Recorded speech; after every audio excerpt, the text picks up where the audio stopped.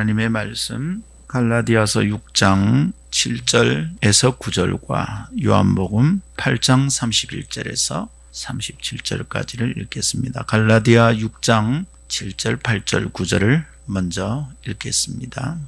스스로 속이지 말라. 하나님은 업신여김을 받지 아니하시나니 사람이 무엇으로 심든지 그대로 거두리라. 자기의 육체를 위하여 심는 자는 육체로부터 썩어질 것을 거두고 성령을 위하여 심는 자는 성령으로부터 영생을 거두리라. 우리가 선을 행하되 낙심하지 말지니 포기하지 아니하면 때가 이름에 거두리라. 아멘. 요한복음 8장 31절입니다.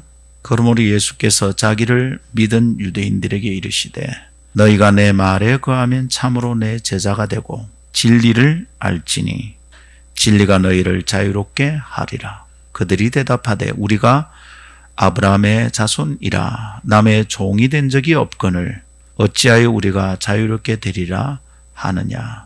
예수께서 대답하시되 진실로 진실로 너희에게 이르노니 죄를 범하는 자마다 죄의 종이라.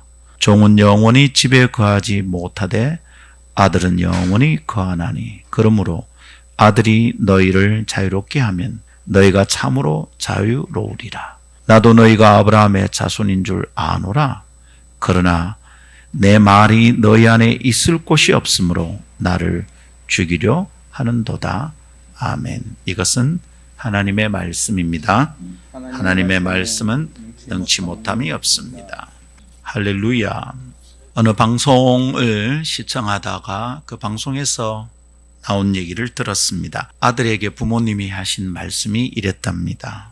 아들아, 나는 네가 행복하게 사는 것이 소원이다. 네가 뭘 선택하든 네가 행복하기를 바란다. 마음 편하게 하거라. 네가 하고 싶은 것을 해도 된다. 이런 이야기. 가만히 듣고 있는데 제 마음이 움찔움찔합니다. 울컥울컥합니다. 저로서는 너무도 듣고 싶었던 말이었거든요. 우리 부모님이 내게 그렇게 말해줬더라면 얼마나 좋았을까 싶었던 말이거든요. 가난한 집안의 장남은 마음이 가는 대로 편하게 할 것이 없었습니다. 하고 싶은 것을 마음대로 할 수가 없었죠. 등록금 납부 기간이 되면 늘 죄인이 되었고요. 학급 조종 내 시간에 공공연하게 드러나는 선생님이 막 대놓고 말하는 바람에 온 반 학우들이 알게 되는 우리의 집안 사정은 예민한 10대 청소년의 마음을 다 구겨놓았답니다. 그래서 마음 한구석에 소박한 희망 한 가지 가지고 살았습니다. 돈 걱정 안 하고 책 사서 읽어보고 공부해보고 싶다. 돈 걱정 안 하고 공부해보는 것이 소원이다. 그런 마음이 있었습니다. 그러나 대학을 졸업할 때까지 단 한 학기도 돈 걱정 없이 마음 편하게 학교를 다니고 공부해 본 적이 없었네요. 마음 편하게 무엇을 하는 것은 제게 거의 사치였습니다. 내가 하고 싶은 것을 하는 일은 나는 아예 생각도 못하는 일이었습니다. 내가 행복해지는 것은 집안에 큰 죄를 짓는 것 같았습니다.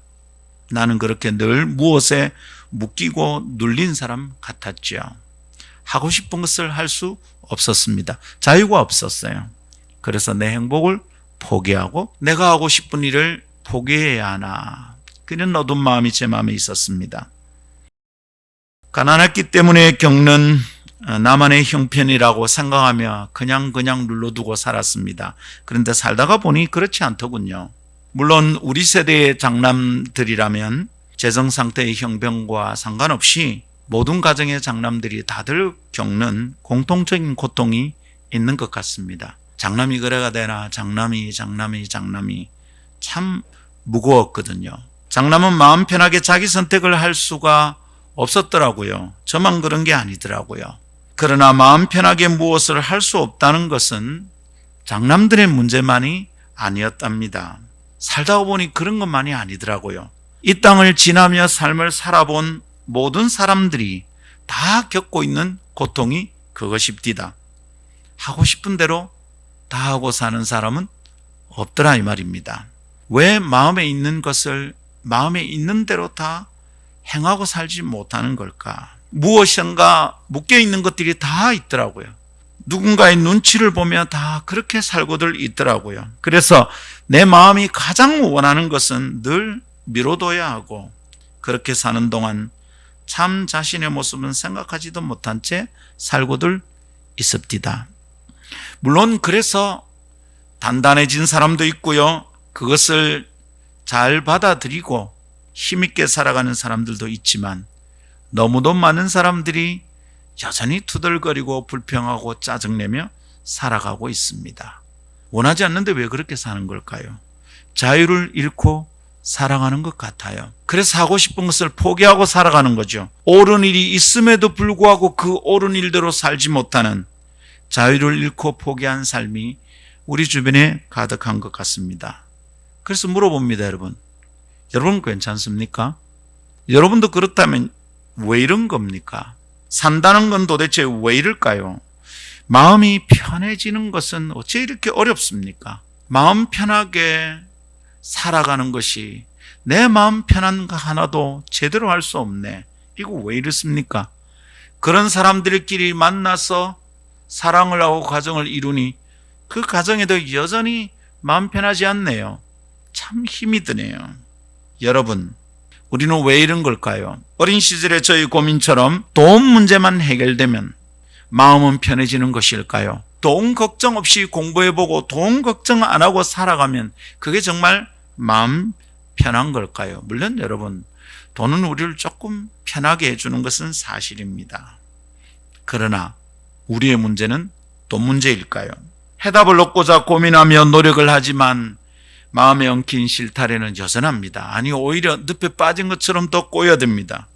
푹푹 아래로 꺼져 내려갑니다. 근데 성경은 뭐라고 답을 하는 걸까요? 이런 일에 대하여 성경은 우리에게 어떤 답을 주고 있습니까? 몇 주일간 성경을 통하여 이 문제를 좀 다루어 보고 싶습니다. 오늘은 다음 두 가지 묵상의 꼭지를 풀어내며 은혜의 자리로 나아가도록 합시다. 첫 번째, 진리를 떠난 증거는 자유의 상실입니다. 두 번째, 진리를 알면 자유를 누립니다. 이 두 가지 말씀을 나눌 때 하나님 우리에게 은혜를 주시기를 원합니다. 첫 번째 따라합시다. 진리를 떠난 증거는 자유의 상실입니다.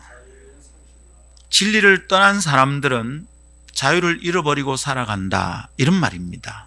내가 무언가에 묶여있고 내가 참 마음대로 잘 하지를 못하는구나, 그래서 그게 불편하고 그것에 대한 의미와 뜻이 무엇인지 이해하지 못한 채 살고 있다면, 여전히 마음이 힘들고 불편하다면 내가 지금 진리를 떠난 증거다, 이렇게 보면 틀림이 없습니다. 우리는 장남이든 아니든 공통적으로 경험하는 형편이 있는 것 같아 그런 얘기를 시작하며 나누었습니다. 곧 마음 편하게 선택하고 살아가지 못하는 어떤 무엇이 우리에게 문제로 이렇게 남아있는 것 같아, 우리 이런 걸 경험하고 있습니다. 왜 우리는 원하는 대로 못하는 겁니까? 내가 원하는 대로 하지 못하는 무슨 힘이 내게 있는 것 아닐까요? 내가 바라는 것이 저것인데 내가 그것을 하지 못하게 내가 묶여있기 때문이죠. 성경이 그렇게 우리에게 말하고 있습니다. 성경은 사람마다 묶여있는 게 있답니다. 자유를 잃어버리고 살아간답니다. 성경은 묶여있는 것이 사람마다 다 다양한 것 같고, 이 집 사정 저 집 사정 다 다른 것 같고, 여성과 남성의 형편이 다 다른 것 같아 보이지만 성경은 한 가지 문제 때문이라고 설명하고 있는 겁니다. 그게 뭡니까? 진리를 알지 못하고 진리대로 따라 살지 못하는 자들은 누구든지 다 묶여 있다는 거예요. 자유를 누리지 못한다, 이 말입니다. 가난해도 어떤 사람은 가난에 묶이지 않고 살아가요. 건강하지 않아도 어떤 사람은 그 건강에 묶여서 허덕이지 않아요. 어떤 사람은 남편이 바람을 피고 어떤 사람은 아내가 씀씀이가 너무 고통스럽대요. 그러나 그래서 모든 사람이 다 불행하다고 인생을 끝내는 것은 아니다, 이 말입니다. 어떤 사람은 그 가운데서 자유를 누려요. 성경은 그렇게 되는 큰 차이가 진리 때문이다 얘기합니다. 진리를 알게 된다면 진리가 사람을 자유하게 한다 하는 말씀을 생각해 보십시오. 진리를 알지니 진리가 너희를 자유케 하리라. 진리와 자유가 연동되고 있다 이 말이지요. 진리를 깨달은 자는 자유가 있대요. 진리를 알고 진리를 따라 살아가는 사람은 그가 투덜거리는, 그가 문제로 삼고 있는 그 환경이 그 사람을 묶어놓지 못한다는 뜻이에요. 진리를 깨달은 사람은 상황이 복잡하고 환경이 어려워도 선을 향하여 걸어가는 걸음을 방해받지 않아요. 거기에 묶여있지 않는다는 얘기입니다. 그러나 진리를 깨닫지 못하고 진리를 따라 살지 못하면, 내가 진리의 원리를 따라 살아가고 있지 않으면 다른 무엇이든 나를 묶을 수 있는 겁니다. 나를 묶을 수 있는 것은 너무 많습니다. 돈도 묶고, 사람의 말도 묶고, 내 과거의 기억이 나를 묶고, 나의 학벌이 나를 꼼짝 못하게 올가매고, 때론 내가 사랑하는 사람인데, 내가 사랑해서 선택한 것인데 그 사람이 나를 묶어놓기도 합니다. 노예로 살아갑니다. 사람이 진리를 따라 살지 못하면 자유로울 수 없다. 이것이 성경의 가르침입니다. 진리를 알지니 진리가 너희를 자유케 하리라. 이 말씀을 꼭 붙들기를 원합니다. 몇 주간 동안 이 말씀 때문에 우리가 좀 고민하고, 이 말씀 때문에 우리 영혼이 자유롭게 되는 놀라운 은혜 가운데로 나아갈 수 있기를 원합니다. 성경이 말하는 바는 진리를 떠난 사람의 형편이 어떻다고 그러는 거예요. 자유를 상실한 상태랍니다. 여러분, 누가 나를 묶고 있기 때문에 내가 자유를 놓치는 게 아니고, 자유를 상실한 사람은 무엇에든지 노예가 됩니다. 내가 진리 안에서 자유하지 않은 상태라면 나는 무엇에든지 묶여서 살아가는 겁니다. 어떤 사람은 자기 취미생활에 묶이기도 합니다. 어떤 사람은 자기가 좋아하는 음료에 중독되기도 합니다. 또 다른 사람은 내가 좋아서 선택한 직업에 지쳐서 어떻게 할 수 없을 정도로 살아갑니다. 하고 싶어서 시작했는데 그것에 묶여서 살아갑니다. 그럴 때마다 우리는 저것 때문이다, 자 때문이다, 돈 때문이다, 이것 때문이다 말을 하지만 성경은 한 가지를 말하고 있습니다. 자유를 잃어버렸다면 그대는 진리로부터 떠나 있는지 살펴보세요. 그것이 문제라는 거죠. 성도 여러분, 진리를 떠나면 많이 자유로울 것 같습니다. 원칙 없이 살아간다면 자유롭게 살 수 있을 것 같아요. 이것대로 해야 된다, 이대로 해야 된다, 그런 것을 따르지 않으면 얼마나 편할까 싶습니다. 하나님을 떠나서, 하나님의 말씀을 떠나서 살면 자유가 막 넘칠 것 같아요. 사람들은 거기서 큰 착각을 하고 실수를 하는 겁니다. 그렇지만 성경은 진리를 떠나고 하나님을 떠나 살아가면 오히려 우리가 자유를 잃어버리고 자유를 박탈당하게 된다는 것이 성경의 가르침이고 설명입니다. 여러분, 이 말씀에 주목해야 됩니다. 우리는 성경이 진리가 나의 삶을 설명하게 해야지 내 상황과 내 삶이 성경을 해석하도록 놓아둬서는 안 됩니다. 이 말씀에 집중해야 합니다. 자, 성경이 말하는 바 곧 진리를 알아야 자유가 있다. 근데 진리를 떠나서 살면 자유를 상실한다. 이 말씀 말입니다. 이 말씀에 대하여 성경은 그것의 실증을 유대인들의 형편에서 찾아서 보여주고 있습니다. 오늘 우리는 유대인들과 예수님의 대화를 읽었습니다. 여러분, 유대인과 예수님 사이에는 늘 긴장과 갈등이 존재했어요. 오늘도 좀 그런 것 같습니다. 아주 자그마한 갈등이 발생한 것 같습니다. 예수님은 너희가 진리를 알아야 된다. 그러면 너희가 자유케 된다. 이를 말합니다. 자, 너희가 진리를 알고 자유케 되라는 말씀은 그 말을 듣고 있는 사람들이 자유롭다는 뜻입니까? 자유롭지 않다는 겁니까? 자유롭지 않은 거죠. 너희가 진리를 알면 자유케 될 거야. 근데 지금 너희가 자유하지 않잖아. 이 메시지거든요. 유대인들이 이 얘기를 들으니까 기분이 약간 상하는 겁니다. 유대인들은 뭐라고 그럽니까? 우리가 아브라함의 자손이고요. 종이 되었던 적이 없습니다. 근데 우리 보고 자유를 얘기하다니 우습지 않습니까? 주님의 말씀을 제대로 받아들이고 있지 못합니다. 마치 우리로 치면 이렇게 말하는 거죠. 내가 교회를 다니고 있는데요. 내 기독교가 내 종교예요. 나는 서류에 작성할 때 종교란에 기독교를 써요. 그런데도 내보고 예수를 모른다고요? 내가 구원받지 못한다고요? 그런 말이 어디였어요? 지금 이러는 거하고 비슷한 거예요. 나는 11조 내고요. 지난주일도 교회 갔고 오늘도 왔잖아요. 근데 내가 자꾸 문제가 있는 듯이 얘기하는 거예요. 목사님, 좀 조심해 주세요. 그러는 분위기하고 똑같아. 유대인들은 스스로를 종이 된 적이 없는 자유인이라고 지금 주장하고 있어요. 그러나 주님은 정반대예요.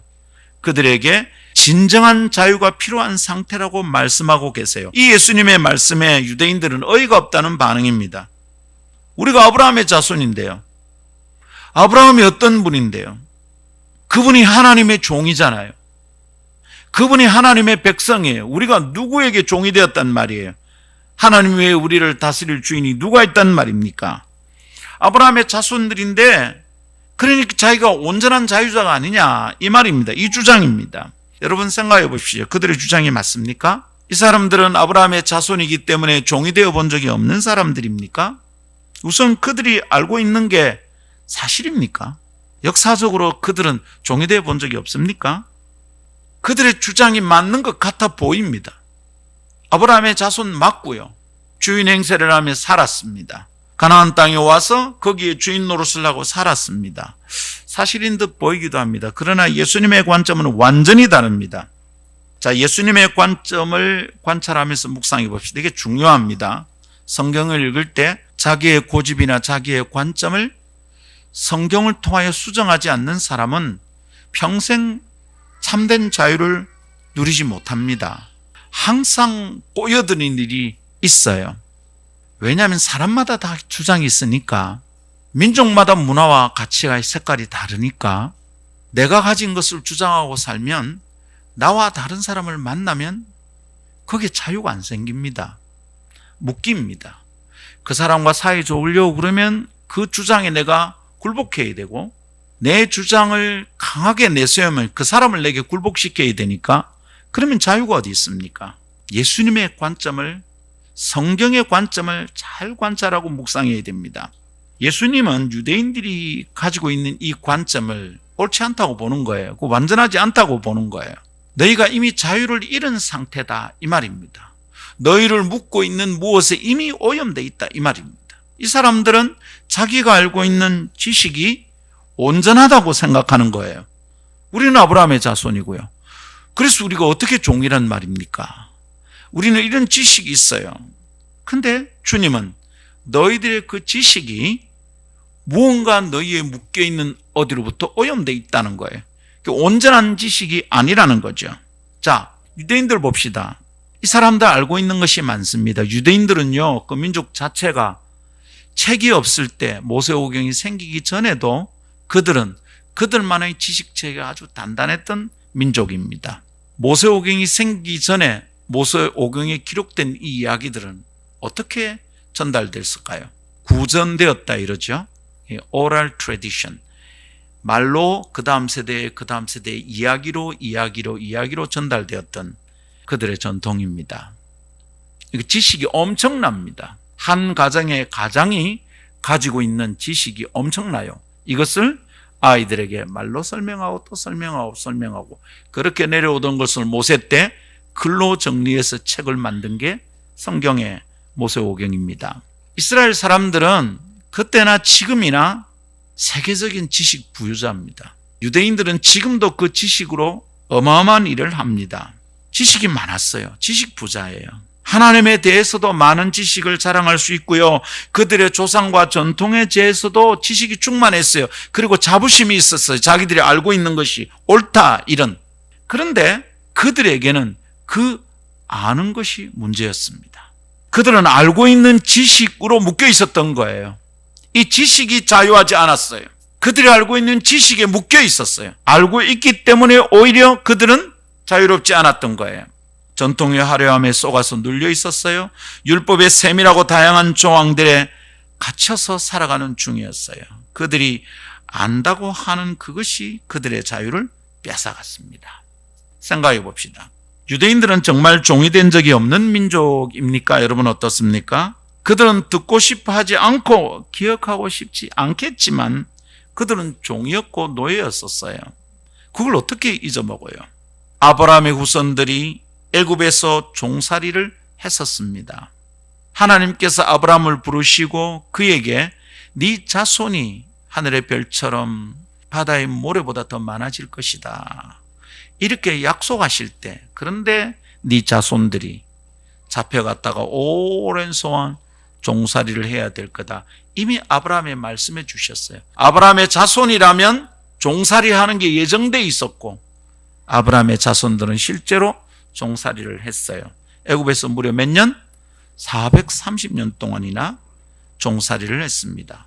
아니 430년은 그 세월이 말입니다. 어떤 길입니까? 혹시 깜빡하고 잊어버릴 정도의 짧은 겁니까? 택도 없습니다, 여러분. 그 민족 안에 결코 잊을 수 없는 흔적을 남겨놓은 세월이었습니다. 이 흔적 때문에 그들은 종종 애굽으로 가고 싶어 할 정도였습니다. 어떻게 애굽을 잊냐고요? 잊고 있지 못한 사람들인데. 그들은 애굽에서 노예였습니다. 그것만이 아니잖아요. 독립된 나라를 구성하여 가나안에 살아가는 동안에 북쪽 나라는 아수르에게 망하고 남쪽은 바벨론에게 망했습니다. 많은 수의 백성들이 포로로 잡혀가서 억울한 종살이를 해야 했습니다. 그것은 말입니다, 잊고 싶고 인정하고 싶지 않아도 결코 외면할 수 없는 이스라엘의 역사입니다. 역사적 사실이고 외면해서는 안 될 그들 민족의 아픔입니다. 그런데 종이 된 적이 없다, 이렇게 강변합니다. 무엇보다 그렇게 말하는 당시의 사람들도 어떻습니까? 로마의 속국이 되어 자유를 잃어버린 백성들입니다. 물론 겉으로 보기에는 여전히 성전에서 제사는 시행되고요, 제물을 태우는 연기는 하늘로 올라가고 있었습니다. 그래서 그들은 하나님께 향기로운 제물을 드리고 향기로운 삶을 살고 있다고 생각할 수도 있습니다. 착각이죠. 그들에게 그러나 자유는 없었습니다. 로마가 자기들의 속국에게 베푼 별것 아닌 배려 같은 것이죠. 종교의 자유를 적당하게 허락하면서 세금을 걷어가는, 그래서 속국의 반발을 잠재우려고 하는 로마의 얄팍한 전략에 따라서 그들이 살고 있는데, 그걸 자유처럼 자기들은 종이 아니다, 우리는 여전히 하나님을 섬기고 있잖아, 제사를 자유롭게 드린다. 정말 그런가요? 로마와 짬짬이를 한 그들의 종교 지도자들은 자신의 안위와 부를 위하여 종교적 수요를 하고 있는 중이에요. 우리는 자유롭게 하나님을 예배할 수 있고 제사할 수 있다. 헤롯은 더합니다. 물론 헤롯은 유대인이 아니지만. 여러분, 그래서 쇼처럼 제사를 드리고 행하고 있다고 해서 아브라함의 자손으로서의 자부심의 상처를 입지 않았다고 말할 수 있을까요? 결코 그렇지 않습니다. 그들에게는 자유가 없는 겁니다. 그들은 현재 노예의 상태입니다. 그런데 그들은 자기들이 알고 있는 지식을 계속 주장하고 있습니다. 주님이 뭘 하시는지 보십시오. 37절, 나도 너희가 아브라함의 자손인 줄 아노라. 이 말씀 잘 보십시오. 나도 너희가 아브라함의 자손인 줄 아노라. 그러나 내 말이 너희 안에 있을 곳이 없으므로 나를 죽이려 하는도다. 나도 너희가 아브라함의 자손인 줄 아노라. 뭐죠, 여러분? 그들이 아브라함의 자손인 것을 주님께서도 아신다고 하시는 말씀을 한번 생각해 보세요. 너희의 지식과 나의 지식이 다르지 않다. 너희의 지식은 지식이 맞다, 옳다. 근데 주님이 나도 그것을 안다. 근데 주님이 뭐랍니까? 진리를 알아야 된다, 이렇게 말씀하시는 거예요. 자, 여기서 우리 깨달아야 될 게 뭡니까? 지식과 진리는 어떻다? 다르다. 지식이 진리는 아니다, 이 말입니다. 교회를 오래 다닌 사람은 교회와 관련된 지식이 풍성합니다. 집안이 몇 대째 예수를 믿고 있는 집안에서는 교회 문화에 대한 정보가 굉장히 많습니다. 교회 처음 나온 사람이 어리둥절할 때 교회를 10년, 20년 다닌 사람들은 고민하지 않고 그냥 익숙한 대로 살 수 있는 지식과 정보가 많습니다. 그래서 많은 그리스도인들이, 많은 기독교인들이 착각합니다. 내가 이 지식과 정보를 알고 있으니까, 내가 기독교라는 종교에 대해서 익숙해 있으니까 자기가 예수를 믿는 사람인 것처럼 착각합니다. 자기의 영혼이 자유한 것처럼, 구원을 얻어서 자유한 것처럼 오해를 하고 있습니다. 예수님이 오늘 하시는 말씀에 그 사람들은 귀를 기울여야 됩니다.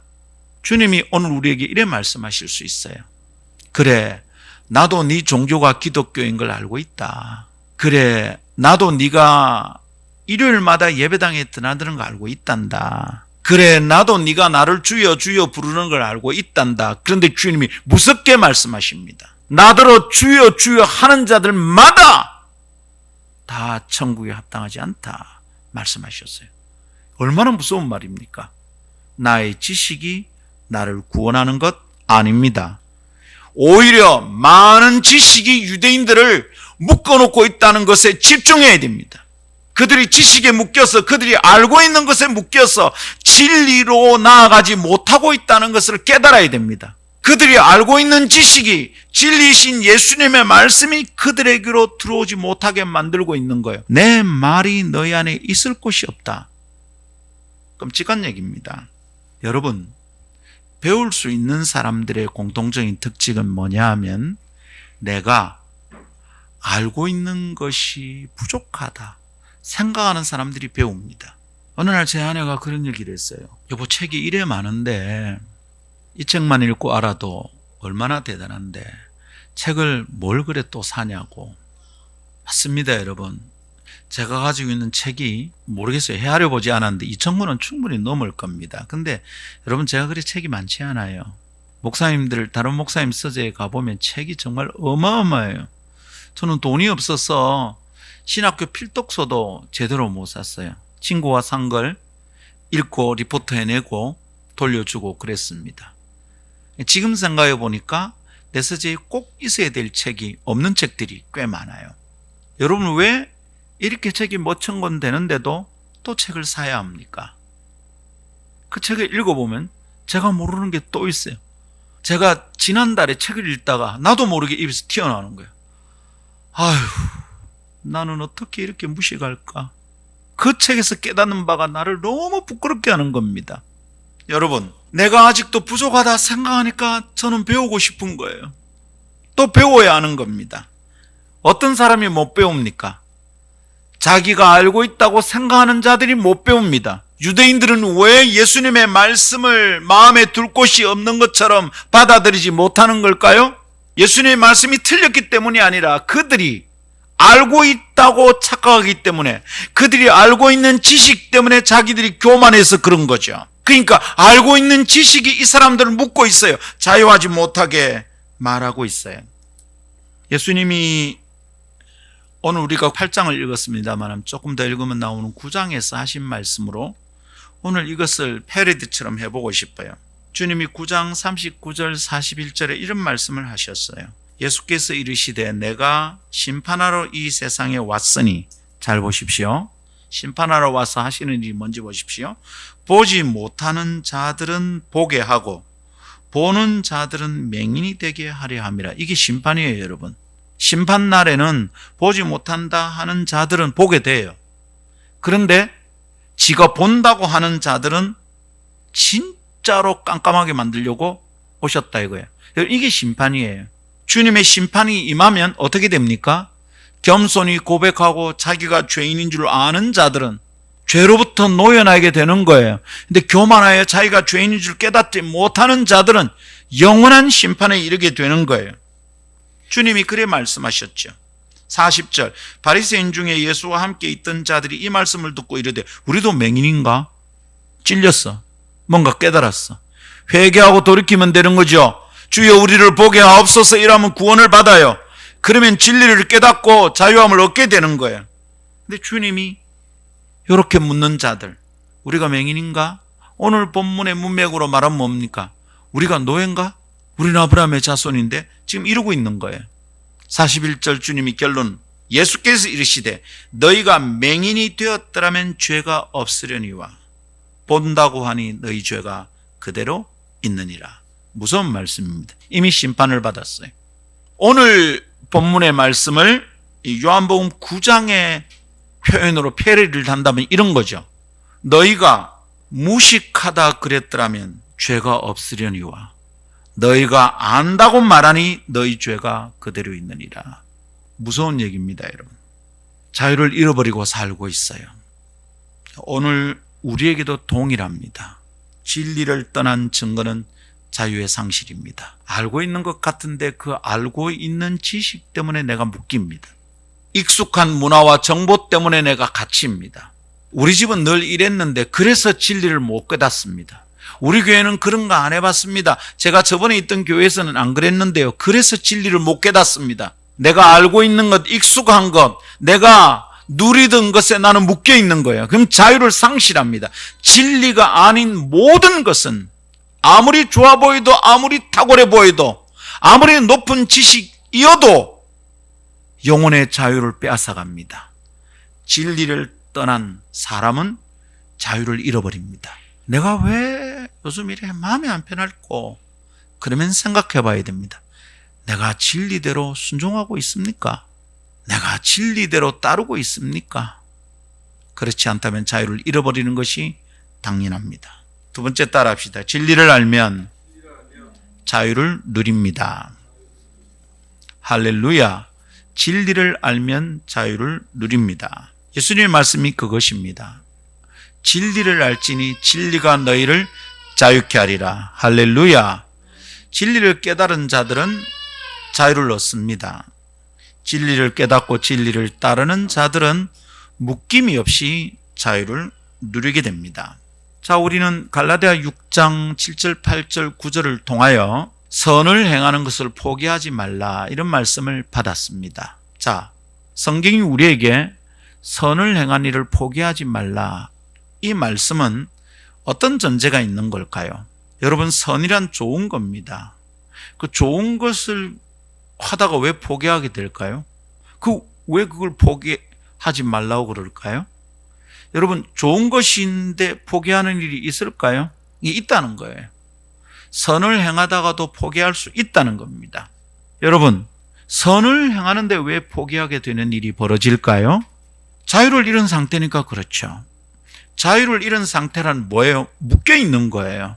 옳은 줄 알고 행하는데 옳은 대로 따라 살 수가 없어요. 묶여 있으니까. 내가 자유롭게 선을 행할 수 없어요. 내가 자유롭게 옳은 것을 따라 행할 수 없어요.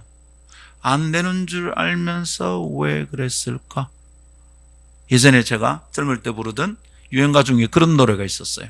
도서관에 간다고 공원길에서 살금살금 데이트만 하고 있다가 그럼 성적 펑크 나는 거지 뭐. 안 되는 줄 알면서 왜 그랬을까? 여러분, 왜 이럴까요? 이것이 옳은 것인데, 이게 선함인데 그 옳은 것을 행하고 선함을 행하는데 왜 내가 안 되는 걸까요? 왜 일을 포기하게 되는 걸까요? 자꾸만. 왜 그럴까요? 그 일을 행하는 자유가 내게 없어요. 내가 묶여 있어요. 진짜 선한 것은 이것인데 내가 좋아하는 어떤 것이 이거보다 더 좋아 보이는 거죠. 이것이, 이 엉뚱한 좋아 보이는 이것이 나를 묶고 있는 거예요. 내 마음을, 내 관점을 묶고 있어요. 그러니까 주님 안에 참으로 선한 일을 내가 계속하는 것이 어려워. 자꾸 포기하게 돼요. 사랑해야 하는데, 용서해야 하는데, 자꾸만 서로 화합하고 하나가 되어야 되는데 그 일을 수행하는 것이 어려워요. 내가 자유를 잃은 상태이기 때문입니다. 다른 사람의 말을 그렇게 삐딱하게 듣지 않아도 돼. 내가 생각하는 것과 다른 관점이 있을 수 있어. 다르게 들으면 이해가 되는데 그 말을 내가 꼭 꽉게 들어. 선을 행하지 못해. 선하게 받아들이질 못해. 어떨 때는 나를 도와준다고 하는 일에도, 사람들의 말에도 내가 삐딱하게 볼 수 있어. 왜 이러지 나는? 왜 이런 겁니까? 자유를 잃었어요. 난 무언가에 묶여 있어요. 어떻게 해결하면 됩니까? 조심하면 됩니까? 돈 문제 해결되면 됩니까? 그러면 난 점점 편해지는 겁니까? 내가 하기 싫은 이 일을 때리치면 나는 거기에 묶이지 않는 겁니까? 아니고요. 성경이 말하는 바는 이렇습니다. 진리를 알아야 한다는 겁니다. 가난함 속에서도 진리를 알면 심령이 가난한 자가 누리는 부유함이 있다는 것이 성경의 가르침입니다. 미워하는 사람들 속에서도 내가 여러 사람의 미움을 받고 있다 할지라도 내가 진리를 알면 나를 미워하는 그들을 사랑할 수 있다는 게 성경의 가르침입니다. 원수도 사랑하라 말씀하셨다 이 말입니다. 근데 우리는 오른뺨을 때리는 놈은 양 싸대기를 때려야 된다, 이런 생각 속에 붙들려 살아가는 거예요. 그게 세상의 이야기입니다. 거기에 묶여 있으니 진리를 따라 살지를 못합니다. 자아가 내한테 그러는데 내가 어떻게 그한테 잘해줄 수 있습니까? 이게 진리입니까? 진리가 아니면 나는 그것에 묶여 있는 겁니다. 아니, 돈도 없는데 뭘 자꾸 헌금하라 그래서 얻는 거예요. 여러분, 이게 진리입니까? 진리가 아니면 나는 거기서 묶여 있는 겁니다. 선을 행하는데 자꾸만 실패하는 것입니다. 근데 성경의 말씀에 집중하십시오. 진리를 알면 자유를 누리게 됩니다. 할렐루야. 오늘 시작할 때 제 얘기를 하면서 시작했습니다. 그래서 두 번째 얘기도 제 얘기를 좀 시작해 볼까요? 지금 현재 저희 집안 사정은 많이 나아졌습니다. 제가 초등학교에서 중학교 들어갈 때에 비하면 지금 뭐 부자가 된 것 같아요. 그때는 아침을 먹고 점심을 걱정할 그런 시절이었고요. 저녁은 먹었는데 아침을 못 먹고 학교 가기도 하고 그랬었습니다. 많이 나아졌죠. 이제는 뭐 제가 다른 사람 밥을 사줄 형편이 되었습니다. 그래서 이제는 점심을 굶으면서 도서관에 공부하는 척 하면서 점심시간에 앉아있지 않아도 될 정도가 되었습니다. 그렇지만 여전히 제 아들, 딸들은 돈 걱정하면서 대학까지 공부를 해야 했었습니다. 그리고 우리 집의 피로는 꼭 필요한데도 불구하고 여전히 채워지지 않는 상태로 남아있는 것이 많습니다. 기계가 고장이 나서 불편한데 새 기계를 살 수가 없습니다. 그렇지만 청소년기에 겪었던 그 답답함과 묶여서 아무것도 못할 것 같은 상황은 아니랍니다. 언제 그렇게 되었는지 참 감사합니다. 제 마음은 그때와는 완전히 다릅니다. 제 마음이 그때처럼 무엇에 묶여있지 않습니다. 돈이 없어서 내가 행복하게 할 일을 못한다고 생각하지 않습니다. 우리 가정의 형편이 내가 주님을 따르는 선한 일을 방해한다 생각하지 않습니다. 내 마음에 품은 소원을 꺼내놓지도 못하고 혼자 끙끙거리다가 죽어갈 것이다, 이렇게 생각하지도 않습니다. 꿈은 이룰 수 없는 높고 먼 곳에 있는 것이라고 생각지도 않습니다. 여전히 아무것도 없는 사람처럼 보이지만 나는 꿈을 꾸고 있습니다. 가난한 목사에게서 학비를 받아서 공부하고 지금은 어엿하게 목사가 되고 자기 삶을 꾸려가는 귀한 하나님의 백성들이 얼마나 많은지, 어떻게 내가 이렇게 되었는가. 여러분, 청소년기에 그 묶여있던 상태를 생각하면 저는 지금의 제 일이 어떻게 이렇게 가능한지 신기하고 감사하고 놀랍고, 그래서 주님을 찬양하게 됩니다. 저는 여전히 꿈꾸고 있습니다. 다른 사람들이 이제 정리할 때라고 말하는 60대 중반을 지나는 중입니다. 그럼에도 불구하고 저는 그 꿈을 실행할 구체적 계획을 세우고 있습니다. 사람을 만납니다. 사람을 설득합니다. 아직도 그 일을 두고 기도합니다. 저는 제 환경과 재정적 상황이 여전히 불편하긴 하지만 그것에 묶여서 아무것도 못하는 사람이 아닙니다. 가지고 있고 널널하고 시간도 여유로운데 아무것도 못하는 사람들을 보면 정말로 속이 답답해집니다. 저는 이제 더 이상 이전처럼 살고 싶지도 않고 그렇게 내 인생이 돌아가는 것을 허락하고 싶지도 않습니다. 여러분, 목사가 이상하게 보입니까? 저 사례를 받고도 어떻게 살까? 제 주변에서 다 걱정합니다. 전혀 걱정할 필요 없습니다. 걱정이 되면 여러분이 저한테 후원하시면 되고, 후원할 돈이 없으면 기도만 하면 됩니다. 그리고 그냥 뒤를 따라 쫄랑쫄랑 오시면 복되고 아름다운 일이 많을 거라 믿습니다. 무엇이 여러분의 목사를 이렇게 다르게 만들었을까요? 10대 시절에 여러분이 저를 만났다면 저를 담임 목사로 따르지 않을 겁니다. 그 상태에 제가 지금 여전히 머물고 있다면 저는 목사할 수 없습니다. 무엇이 저를 이렇게 다르게 만들었을까요? 간단한 답이 하나 있습니다. 고3 시절에 만난 예수님 때문입니다. 또 그 이야기인가? 다시 예수님 만난 얘기로 돌아가는가?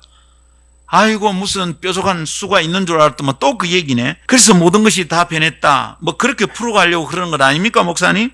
그렇게 들릴 수도 있겠습니다, 듣는 사람에 따라서. 그렇지만 조심하십시오. 이것에 대해 식상하고 뻔한 교회 스토리라고 여기고 끝나서는 절대 안 됩니다. 크리스찬이든 비교독교인이든 이런 이야기를 식상하게 듣는 것에서 문제가 심각해집니다. 그 사람은 절대로 자유를 못 누릴 겁니다. 꼬이고 묶인 관점으로 듣고 보기 때문에 자유를 얻지 못합니다. 또 뻔하게 들리는 거죠. 묶여 있는 거예요. 생각이 노예다 이 말입니다. 그대들이 알고 있는 그 지식이 여러분을 종처럼 살게 만드는 겁니다. 상황에 자꾸 묶이게 만드는 거예요. 주변 사람들의 눈치를 보며 묶여 사는 거예요. 직업 때문에 묶이고 가정 환경 때문에 묶이고 선한 일을 못하게 되는 거예요. 옳은 일인데도 시작을 못하는 거예요. 주님이 기뻐하시는 일인대로 여러분 속에서는 절대 시작하지 못하는 일들이 벌어지는 겁니다. 꼬이고 묶인 관점이 있거든요. 삐딱한 마음이 있거든요. 묶여 있거든요. 노예예요. 자유를 얻지 못합니다. 마치 예수님 당시에 그 유대인들처럼 무언가를 알고 있는 듯이 이야기를 합니다. 똑똑한 듯이 무엇을 해석합니다. 그러나 그게 문제입니다. 실상 들어야 할 진리의 내용을 들을 수가 없습니다. 안 들립니다. 설교도 삐딱하게 듣습니다. 기가 막힙니다. 여러분, 교회 밖에서만 그렇다고 생각하세요? 전도를 하면 만나는 사람들이 못 받아들인다고 생각합니까? 아니에요. 착각이에요. 교회 안에서가 더 그래요. 하나님 말씀을 받아들이진 못해요. 설교를 시작할 때 제가 자주 그렇게 말합니다. 그죠? 하나님 말씀이 사람의 생각을 이깁니다.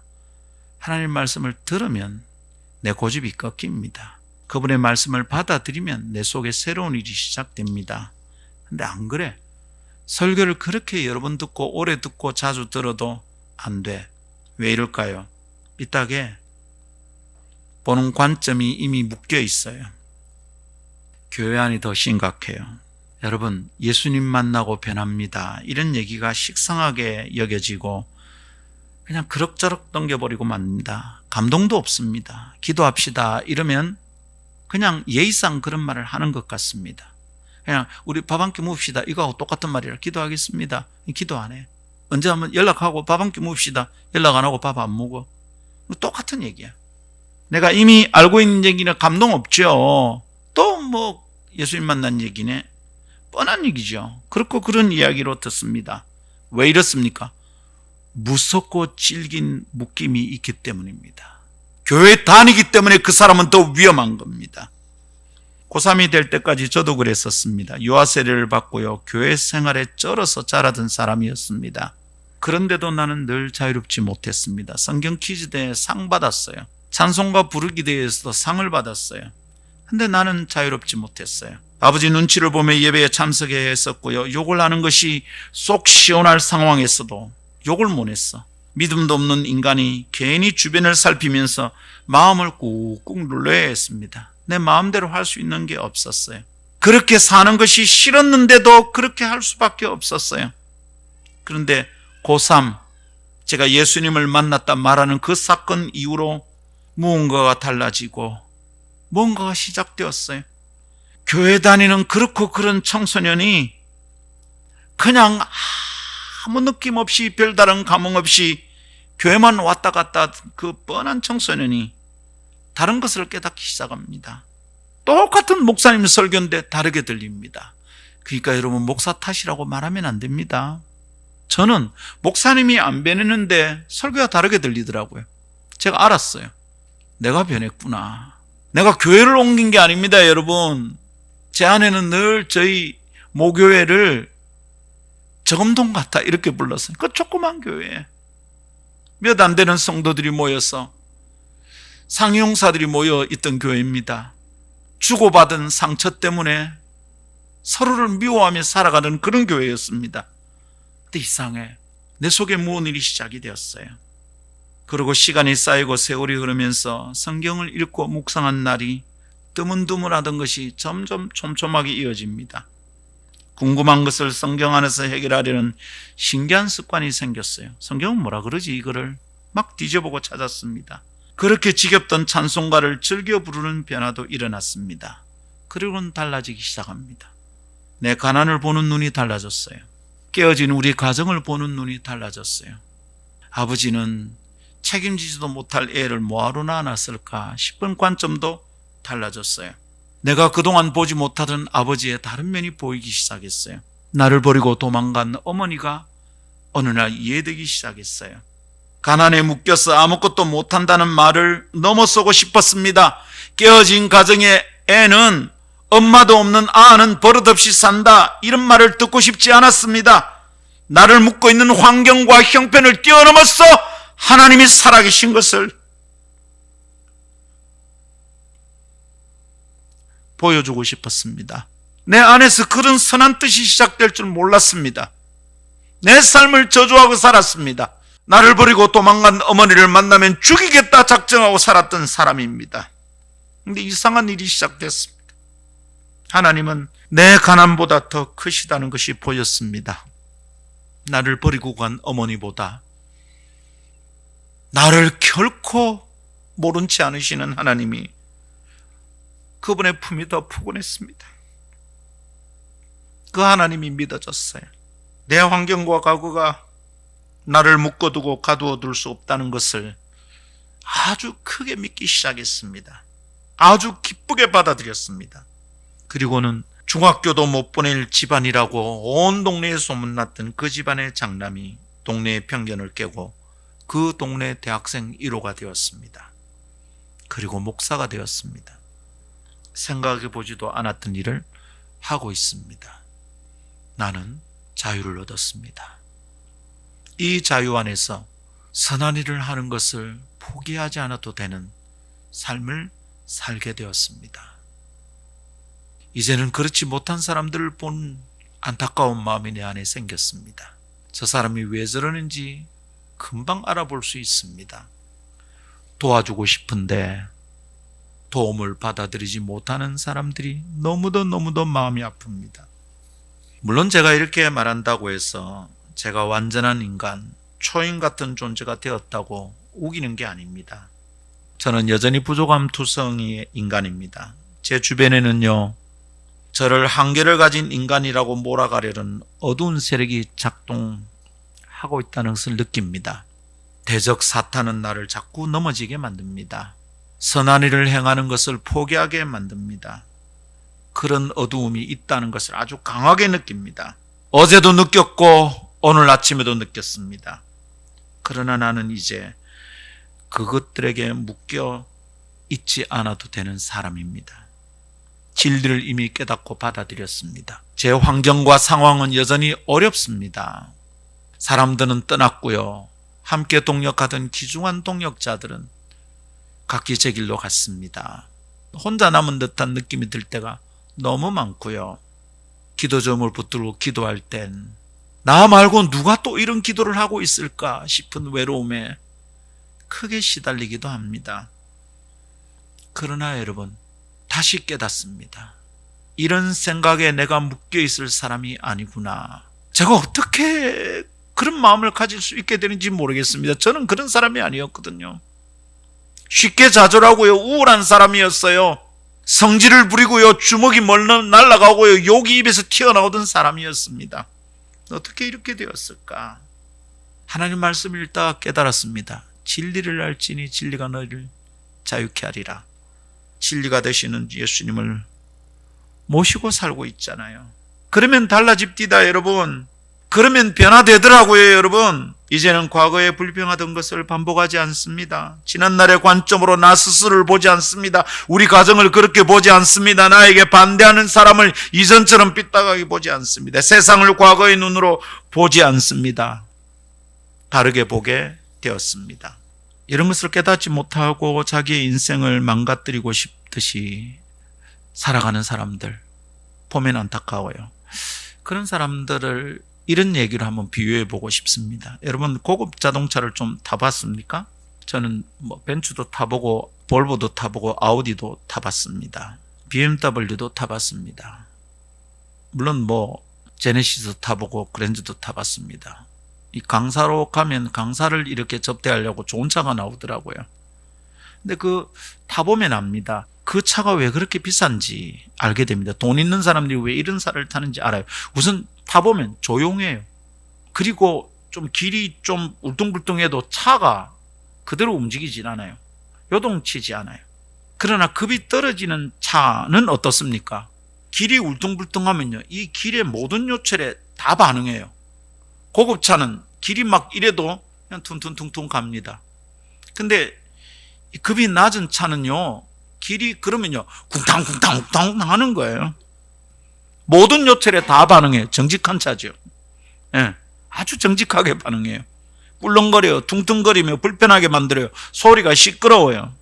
가만히 생각하다가 인간의 삶이나 마음에도 적용될 것이 있는 얘기다 싶은 생각이 듭니다. 진리 안에서 자유를 얻은 사람들은 내 삶의 모든 요철에 다 반응하지 않아요.